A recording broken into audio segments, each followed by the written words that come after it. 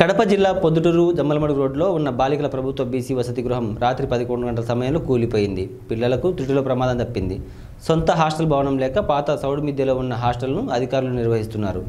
సంఘటనా స్థలంకు చేరుకుని పోలీసులు విచారిస్తున్నారు. దాదాపు 40 మంది బాలికలు హాస్టల్లో ఉన్నట్లు సమాచారం.